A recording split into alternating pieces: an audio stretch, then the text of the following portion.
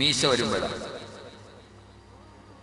എത്ര 25 വയസ്സിൽ കെട്ടലാണ് സുന്നത്ത്. റസൂലുള്ള വിവാഹം കഴിച്ചത്, അള്ളാഹുവിന്റെ റസൂൽ വിവാഹം കഴിച്ചത് 25-ാമത്തെ വയസ്സിലാണ്. അതുകൊണ്ട് 25-ാമത്തെ വയസ്സിൽ കെട്ടലാണ് സുന്നത്തായ പ്രായം.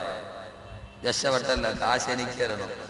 പാപ്പായുടെ എത്ര നാളുകൊണ്ട് പറയണം 26 ഒരു വാത് നടത്തിയാൽ എന്തൊക്കെ ഗുണമുണ്ടെന്ന് നോക്കി പള്ളിക്ക് ഷീറ്റിടാം. കെട്ടാത്തവർക്ക് കെട്ടാം. വലിയ ഫീഹ മആരിബു ഉഖറ. ഇനിയും പല പല പ്രയോജനങ്ങൾ. അള്ളാഹു മനസ്സിലാക്കാൻ തൗഫീഖ് നൽകട്ടെ. സഹോദരങ്ങളെ, ഒരു ചെറുപ്പക്കാരൻ വിവാഹം കഴിക്കാനുള്ള പാകത എന്താ? അള്ളാഹുവിന്റെ റസൂൽ അതിന്റെ പരിധി പറയുകയായ മഅ്ശറ ശബാബ്, ഓ യുവാക്കളുടെ സമൂഹമേ, മനിസ്തതാ മിൻകുമുൽ ബാഅത ഫൽയതസവ്വദ്, നിങ്ങളിൽ നിന്ന് ആർക്കെങ്കിലും ബാഅത്തെത്തിയാൽ ഫൽയതസവ്വദ്, നിങ്ങൾ വിവാഹം കഴിച്ചു കൊള്ളട്ടെ എന്ന് പറഞ്ഞാൽ സ്വന്തമായിട്ടൊരു പെണ്ണിന് ചെലവിന് കൊടുക്കാനുള്ള പാകത എത്തിയാൽ, ഒരു ഭാര്യയെ ഒരു പെണ്ണിന് ചെലവിന് കൊടുക്കാൻ കഴിയുന്ന സാമ്പത്തികമായ ആരോഗ്യപരമായ ബാധ്യത നിങ്ങൾക്ക് വന്നാൽ നിങ്ങൾ വിവാഹം കഴിക്കണേ, നിങ്ങൾ വിവാഹം കഴിക്കണേ. അള്ളാഹുവിന്റെ പ്രവാചകൻ പറഞ്ഞതെന്താ? കല്യാണം കഴിക്കേണ്ടത് പോരാ, സ്വന്തമായിട്ടൊരു പെണ്ണിനെ പോട്ടാ പാകതയെത്തിയാൽ, അല്ലാതെ പെണ്ണിന്റെ വാപ്പായോട് പറഞ്ഞു പേടിക്കുന്ന സ്ത്രീധനം മേടിച്ചിട്ട് അവളെ പോറ്റാൻ കഴിഞ്ഞാലല്ല. അതാണത്തമില്ലാത്ത പരിപാടിയാണ്, അതാണത്തമില്ലാത്ത പരിപാടിയാണ്. സ്വന്തമായിട്ട് കൂലിവേല ചെയ്തിട്ടാണെങ്കിലോ ജോലി ചെയ്തിട്ടോ ഒരു പെണ്ണിനെ പോറ്റാൻ പാകതയെത്തിയാൽ അല്ലാഹുവിന്റെ റസൂൽ പറയുകയാ വല്യതസവ്വദ്, നിങ്ങൾ വിവാഹം കഴിക്കണേ. ആ കല്യാണം കഴിച്ചാലുള്ള പ്രത്യേകത എന്താ?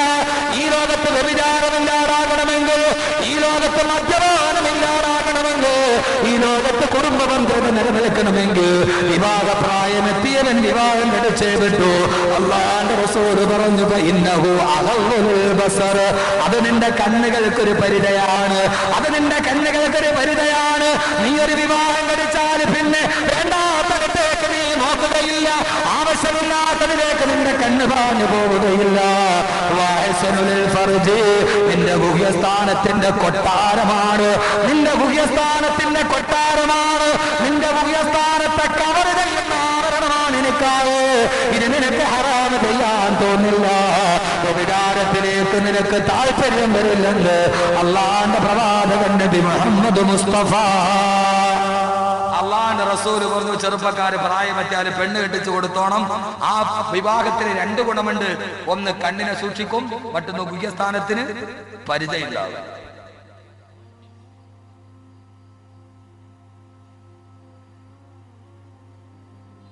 ഒരു സാമൂഹിക തിന്മ തടയപ്പെടും. അള്ളാഹു തൗഫീഖ് നൽകട്ടെ, അള്ളാഹു തൗഫീഖ് നൽകട്ടെ. എന്റെ പ്രിയപ്പെട്ട സഹോദരങ്ങളെ, അതുകൊണ്ട് വിവാഹം എന്ന് പറയുന്നത് ജീവിതത്തിന്റെ ഏറ്റവും പ്രധാനപ്പെട്ട ഭാഗമാണ്. ജീവിതത്തിന്റെ ഏറ്റവും പ്രധാനപ്പെട്ട ഭാഗമാണ്. ഈ മൈക്കിന്റെ മീക്കായിൽ നിന്ന് വിളിച്ച മൈക്കൊന്ന് ശരിയാക്കി നോക്കാൻ പറഞ്ഞു. ഇന്നലത്തെ അത്ര ഉഷാറില്ല. ഈ മൈക്കിനെ കൊണ്ട് ഏൽപ്പിക്കപ്പെട്ട മലക്കോടെ പോയി. അള്ളാഹു തൗഫീഖ് നൽകട്ടെ. ഈ 3 ദിവസം കേട്ടിട്ട് ജീവിതത്തിൽ ചില പ്രയോജനങ്ങളൊക്കെ ഉണ്ടായിട്ടുണ്ടല്ലോ, അത് മതി ഇൻഷാ അല്ലാഹ്. ഇന്ന് നമ്മൾ പറയാൻ പോണത് ഖുർആനിലെ കല്യാണം, ഖുർആനിലെ നേർച്ച. ഈ കുടുംബത്തിൽ നടന്നത് മുഴുവനും ഇൻഷാ അല്ലാഹ് പറയാം. അള്ളാഹു തൗഫീഖ് നൽകട്ടെ.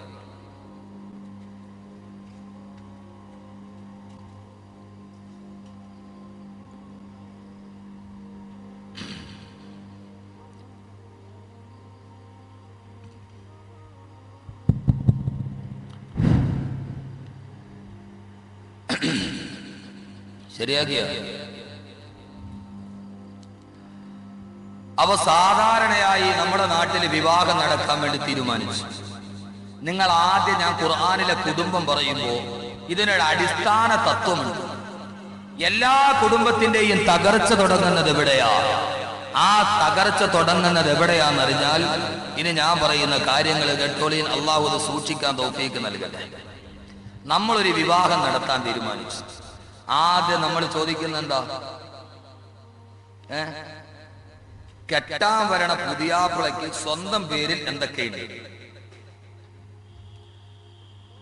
ഇപ്പൊ കല്യാണത്തിന് അങ്ങനെ പരസ്യമായിട്ടൊരു ചോദ്യം ഉണ്ടെന്നാണ് ഞാൻ അറിഞ്ഞത്. പുതിയാപ്പിള വരുമ്പോ വീട് പുതിയാപ്പിളയുടെ പേരിലാണോ അതല്ല മറ്റുള്ളവർക്ക് ഷെയർ ഉണ്ടോ, കട ഇവൻ എത്ര ഓഹരിയുണ്ട്. നമ്മൾ സാധാരണ നോക്കുന്നത് എന്താ, ഒരാൾ നമ്മുടെ മോക്ക് വിവാഹം ആലോചിച്ച് വന്നാല് നമ്മൾ ആലോചിക്കുന്ന ആദ്യം ചോദിക്കുന്ന എന്താ, അവന്റെ പേരിൽ എന്തുണ്ടെന്നാണ്. നിങ്ങൾ ആദ്യം നോക്കിക്കോളീൻ, ഏത് കുടുംബ ബന്ധത്തിന്റെയും ഭാര്യ ഭർത്തൃബന്ധത്തിന്റെയും അടിസ്ഥാനം മതബോധമാണ്. മതബോധമില്ലാത്തവരെ സംബന്ധിച്ചോളം ഞാൻ ഈ 3 ദിവസം പറഞ്ഞു ബാധകമല്ല. നാളെ എനിക്ക് വിവാഹത്തിന്റെ 3-ാം ഘട്ടത്തിൽ എത്തണമെന്ന് ആഗ്രഹമുള്ളവന് ഇത് പറഞ്ഞിട്ട് കാര്യമുള്ളൂ, അല്ലാത്തവന് തന്നെ പറഞ്ഞിട്ട് കാര്യമില്ല. മതം ഇല്ലാത്തവന്, മതബോധമില്ലാത്തവരോട് ഇത് പറഞ്ഞിട്ട് വേറെ യാതൊരുവിധ കാര്യവുമില്ല. അള്ളാഹു മനസ്സിലാക്കാൻ തൗഫീഖ് നൽകട്ടെ. അതിന് അത്രയും കസേര ഇടയ്ക്കൊന്ന് ഒഴിവാക്കിയിട്ട് ഒന്നും മുമ്പോട്ട് വരെയിരിക്കും. ഈ കസേരയിൽ ഇരിക്കുന്നു, ഒന്നും മുമ്പോട്ട് വരും. എഴുന്നേക്ക്, എല്ലാവരും എഴുന്നേക്ക്. പുറകു വരെ ഇരുന്നവർ മുമ്പോട്ട് വരെയിരിക്കും. അള്ളാഹു തൗഫീഖ് നൽകട്ടെ. അള്ളാഹു നാളെ ഇതേപോലെ സ്വർഗത്തിൽ മുമ്പോട്ടിരിക്കാൻ തൗഫീഖ് നൽകട്ടെ. മുമ്പോട്ട്. ഒരിക്കലും നമ്മൾ പുറകിലോട്ട് പോയത് ജീവിതത്തിലും പുറകിലോട്ട് പോകും. മുമ്പോട്ട് വരും, ജീവിതത്തിലും മുമ്പോട്ട് വരും. അള്ളാഹു തൗഫീഖ് നൽകട്ടെ.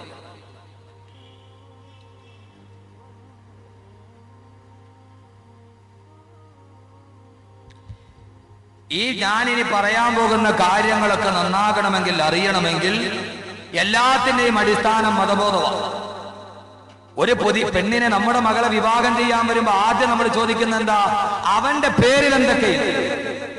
ഇനി കല്യാണം കഴിക്കാൻ പോണ പുതിയാപ്പിള ചോദിക്കണം എന്താ, എത്ര തരും. പൊള്ളാച്ചി ചന്തയിൽ പോത്തിനെ വിൽക്കണമാരി ഇപ്പൊ കച്ചവടം. അവന്റെ ഗ്ലാമർ അനുസരിച്ച്, അവന്റെ ഇതനുസരിച്ചാണ് മാർക്കറ്റ് ഇപ്പോ. 2 കൂട്ടരും നോക്കുന്നത് വിവാഹത്തിന്റെ മാനദണ്ഡം ഇന്ന് പണമായി മാറി. കുടുംബ ബന്ധം തകരുന്നതിന്റെ ഏറ്റവും പ്രധാനപ്പെട്ട വിഷയം എന്താ, ഭാര്യ ഭർത്താവ് പറഞ്ഞനുസരിക്കൂ. നിങ്ങളൊന്ന് ചിന്തിക്കീൻ. ഭാര്യയോട് പറയാണ്, ഏയ് എനിക്കിത്തിരി വെള്ളം ചൂടാക്കിയതാണ്. ഞാനേ 100 പവന് 10 ലക്ഷമായിട്ട് ഞാൻ കൊണ്ടുവന്ന് നിന്നോണ്ടായിരിക്കണം, നിനക്ക് തരൽ എന്റെ ബാധ്യതയല്ല. ആധുനികതയുടെ ഈ കച്ചവടത്തിന്റെ കണക്കിലാണ് കുടുംബ ബന്ധം തകർന്നത്, അല്ലേ? അല്ലാന്ന് പറയാൻ പറ്റും ആർക്കെങ്കിലും?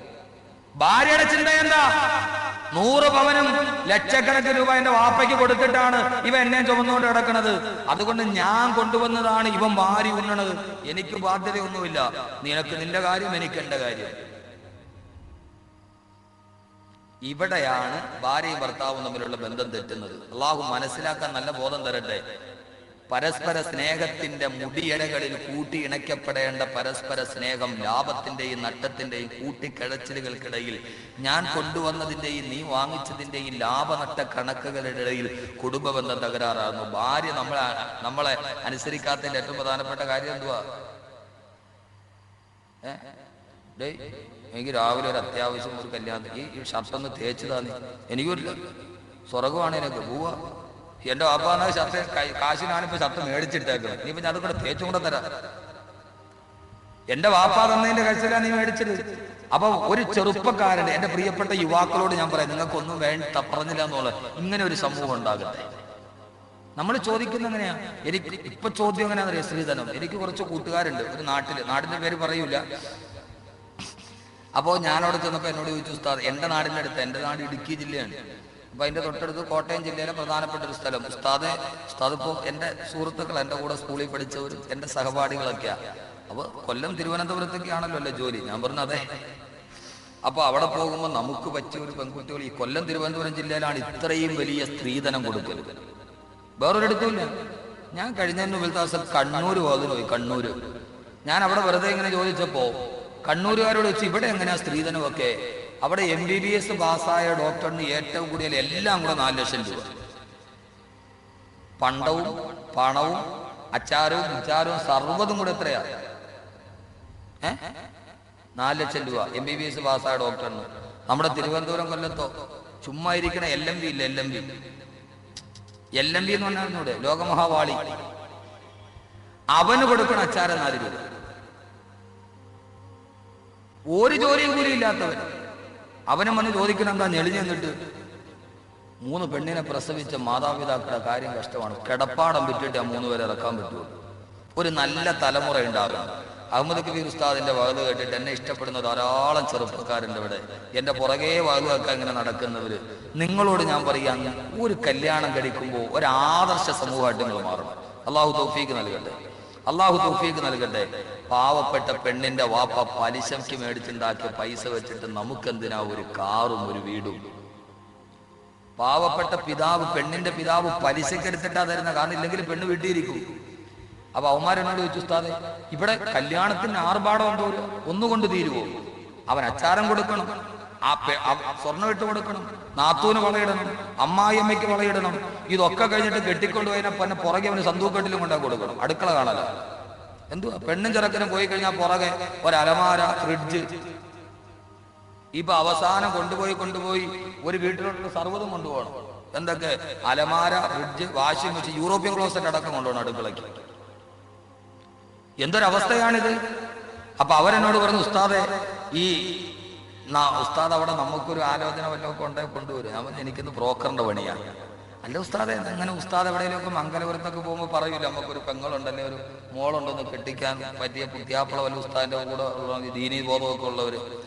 ഞാൻ അപ്പൊ വെറുതെ പറഞ്ഞു, ശരിയടേ. ഞാൻ പറയാം, എന്റെ സഹപാഠികൾ എന്റെ കൂടെ പഠിച്ചവരാ. അപ്പൊ അവന്മാർക്ക് എന്നേക്കാൾ ഇൽമുണ്ടെന്ന് മനസ്സിലായത് എനിക്ക് അപ്പോഴും. അപ്പൊ ഞാൻ ചോദിച്ചു, എന്താ നിന്റെ ഡിമാൻഡ്? അപ്പൊ അവരെന്നോട് പറഞ്ഞു, വലിയ ഡിമാൻഡൊന്നുമില്ല, അത്യാവശ്യം മൊഞ്ചത്തി ആയിരിക്കണം, സൗന്ദര്യം വേണം. പിന്നെ ഞാൻ പറഞ്ഞു, മൂളും ഞരങ്ങൊന്നും വേണ്ട, കാര്യം തെളിച്ച് പറയാം. അത്യാവശ്യമുള്ള കാര്യമൊക്കെ നമുക്ക് കിട്ടണം. ഞാൻ ചോദിച്ചാൽ എന്തുവാടെ പറയും, നിനക്ക് എന്ത് വേണം അത് പറയും. ഉസ്താദെ ഏറ്റവും കുറച്ച് മഗ്‌രിബും സുബഹിയെങ്കിലും വേണം. ഞാൻ പറഞ്ഞു, അൽഹംദുലില്ലാ, കല്യാണം കഴിക്കാൻ വേണ്ടി പോകുമ്പോൾ മഗ്‌രിബ് സുബഹിയും വേണം, കളാകരുതെന്ന് പറയുന്ന ഒരു ചെറുപ്പക്കാരനാണല്ലോ. അപ്പോഴാണ് എനിക്കൊരു സംശയം, കുമാർക്ക് ലൊഹറും അസറും സുബഹിയും ഒന്നും ഇശായും ഒന്നും ഇല്ലയോ? ഞാൻ ചോദിച്ചടേ, നിങ്ങൾ JCB മുസ്ലിയാരുടെ ആളാണ്? നമ്മുടെ JCB മുസ്ലിയാരുണ്ടല്ലോ, ചേകന്നൂര് JCB മുസ്ലിയാര് പണ്ട് 2 പക്കത്തെ ഉള്ളെന്ന് പറഞ്ഞാണ് ആരോ വാതിനെ വിളിച്ചോണ്ട് പോയി. ഇപ്പൊ 9 വർഷം കഴിഞ്ഞു, ഇതേവരെ വാത് തീർന്നിട്ടുമില്ല, അയാളോട്ട് തിരിച്ചു വന്നിട്ടുമില്ല. JCB കൊണ്ട് തോണ്ടിയിട്ട് ആകെ ഒരു ചെരുപ്പ് കിട്ടുള്ളൂ, രണ്ടാമത്തെ ചെരുപ്പ് കിട്ടിയിട്ടുമില്ല. അയാൾ 2 പക്കത്തെ ഉള്ളെന്ന് പറഞ്ഞ ആളാണ്. ഞാൻ വെച്ചാൽ നിങ്ങൾ അയാളുടെ ആളാണോ? ഈ വേറെ വക്കത്തൊന്നും നിങ്ങൾക്ക് വേണ്ടേ? അപ്പൊ ഈ സുബഹിയും ലൊഹറും ഇശായും ഒക്കെ ആരും നിസ്കരിക്കും, മഗ്‌രിബ് സുബഹിയും മാത്രം കളാവായിരുന്ന മതിയോ? അപ്പൊ പിള്ളേരെന്നോട്, ഉസ്താദെ ഞങ്ങൾ പറഞ്ഞത് മഗ്‌രിബ് സുബഹി എന്ന് പറഞ്ഞാൽ നിസ്കാരത്തിന്റെ കാര്യമൊന്നുമില്ല, ഞങ്ങൾ സ്ത്രീധനത്തിന്റെ കാര്യമാണ് പറഞ്ഞത്. കാരണം എന്താ, ഇപ്പൊ ഇതാ പുതിയ കോഡ്. എനിക്കൊന്നും മനസ്സിലായില്ല. ഞാൻ എന്താ പറഞ്ഞത്? ഉസ്താദെ ഏറ്റവും കുറഞ്ഞത് 5 ലക്ഷം രൂപയെങ്കിലും സ്ത്രീധനം വേണമെന്ന്. മഗ്‌രിബ് 3 റക്അത്തും സുബഹി 2 റക്അത്തും, 3 2 5. സ്ത്രീധനം ചോദിക്കുന്ന വിധവ പറയുന്നത് നമ്മുടെ സമൂഹം 3 2 5. ബ്രോക്കർ ചോദിക്കും, നിനക്കെത്ര വേണം? ഇരിക്കട്ടെ, ലൊഹറും അസറും സുബഹി 10 ലക്ഷം. നിനക്കെത്ര വേണം? ഞാൻ ഫാമിലി സ്റ്റാറ്റസിൽ ദുബൈയിലല്ലേ, നാട്ടിൽ മുഴുവനും ഞാൻ ഫ്ലാറ്റ് മേടിച്ചിട്ടിരിക്കുകയല്ലേ. അവ എങ്ങനെ മേടിച്ചതാ? അറബീനെ എത്തിയങ്ങാനയിലാക്കിയിട്ട് മേടിച്ചത് വേറെ കാര്യം. അപ്പോ അവൻ പറഞ്ഞു, നിനക്കെന്ത് വേണം? ഒട്ടും കുറയ്ക്കണ്ട, ഇരിക്കട്ടെ, തറാവീഹ് 20 ലക്ഷം.